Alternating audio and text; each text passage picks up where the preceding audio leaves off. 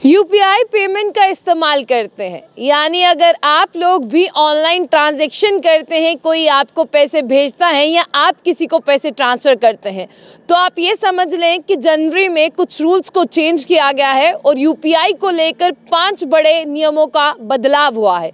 ये नियम क्या है उसके बारे में आपको जानना ज़रूरी है अगर आप ऑनलाइन ट्रांजैक्शन करते हैं तो।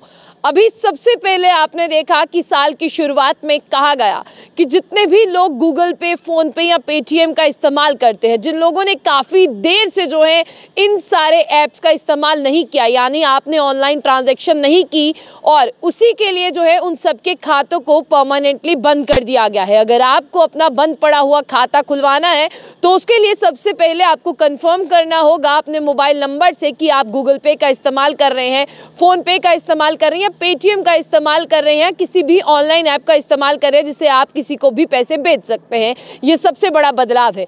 और दूसरा बदलाव हुआ है एजुकेशन सेक्टर में और हेल्थ सेक्टर में।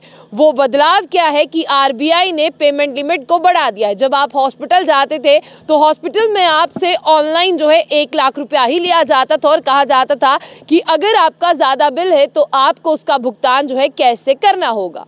अभी देखिए कि किसी का पेशेंट जो है वो हॉस्पिटल में है और उसे कहा जा रहा है कि आप जाइए कैश लेकर आइए। इसलिए आरबीआई ने एक बड़ा बदलाव किया था, इसको 5 लाख रुपए तक कर दिया था, यानी जो 1 लाख आपसे लिया जाता था ऑनलाइन उसे 5 लाख कर दिया। और एजुकेशन सेक्टर की अगर मैं बात करूं और हेल्थ सेक्टर की बात करूं उसमें बड़ा बदलाव किया गया है।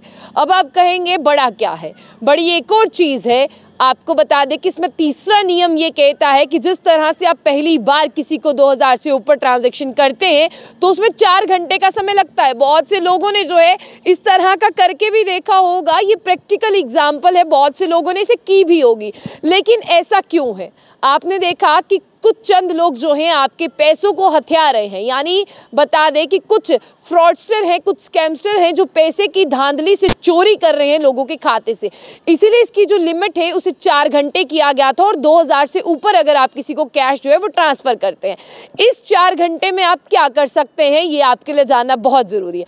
अब इस 4 घंटे में आप बदलाव कर सकते हैं। अगर आपने किसी को भी 2000 से ऊपर की रकम ट्रांसफ़र कर दी है और आपको ये भी बता दें, आपको ऐसा लग रहा है कि कहीं ना कहीं आपसे कोई गलत नंबर डायल हुआ, कोई गलत नंबर में एक भी अकाउंट नंबर गलत हुआ, तो अब आपके पास ये अथॉरिटी है कि आपने जो पैसे ट्रांसफ़र कर दिए हैं आप 4 घंटे की प्रोसेसिंग को रोक सकते हैं। यानी आप 4 घंटे की प्रोसेसिंग को रोक सकते हैं और आप लोग जो हैं जिसे पैसे भेजे हैं वो पैसे आपके खाते में वापस आ जाएंगे और आपके पैसों का गलत इस्तेमाल भी नहीं होगा।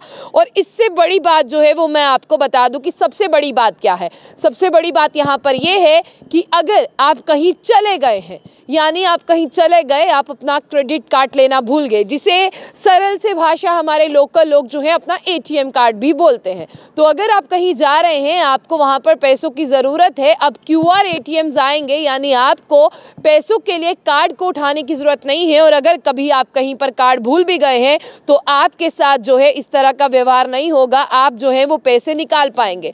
और सबसे बड़ी बात यहाँ पर मैं आपको ये बता दूं कि उस समय में क्या होगा कि आपके मोबाइल ऐप पर एक क्यूआर कोड आएगा, आप उस क्यूआर कोड को स्कैन कर एटीएम से पैसे निकाल सकते हैं। National payment corporation of India 5वें नंबर पर आपको बता दें ये रूल है कि यहाँ पर जिस तरह से आपकी यूपीआई आईडी यहाँ पर है और आपकी अगर यूपीआई आईडी आप ही के पास है, आपको लगता है कि कोड अगर किसी दूसरे के पास है, तो आप उसकी सेटिंग में जाकर जो है वो बदलाव कर सकते हैं। इसके लिए आपको आपके ऐप को डिलीट करने की ज़रा सी भी ज़रूरत नहीं है और आपको ये भी बताने की ज़रूरत नहीं है किसी को जिस तरह से आप मेरा मोबाइल जो है वो चेक कर दें। आगे एनपीसीआई यानी national payment corporation of India ये कहता है कि यूपीआई जो है वो सेकेंडरी मार्केट के लिए भी आपको मिलेगा, क्योंकि अभी ये बीटा फेस में है। और साथ ही साथ आपको ये भी बता दें कि यहाँ पर जो आपके फंड्स हैं, कईयों के फंड्स जो है वो ब्लॉक हो गए हैं, कईयों का जो है कैश जो है वो नहीं बाहर आ रहा। उसका यही मतलब है कि आपको जाकर जो है अपने अकाउंट को देखना है कहीं कुछ गड़बड़ी तो नहीं है, क्योंकि यहाँ पर साफ तौर पर यह कहा गया है कि अगर आपके अकाउंट के साथ किसी को भी ऐसा लगता है कि छेड़छाड़ हो रही है तो वो आपके अकाउंट को बंद कर देता है। उसके लिए आपको फिजिकली एक बार जाकर जो है अपने अकाउंट की चेकिंग जरूर करानी है। ये 5 बड़े बदलाव किए गए हैं और आपको ये भी बता दें कि अगर आप यूपीआई का इस्तेमाल करते हैं तो आपको जरूर इन 5 बड़े बदलावों के बारे में पता होना चाहिए।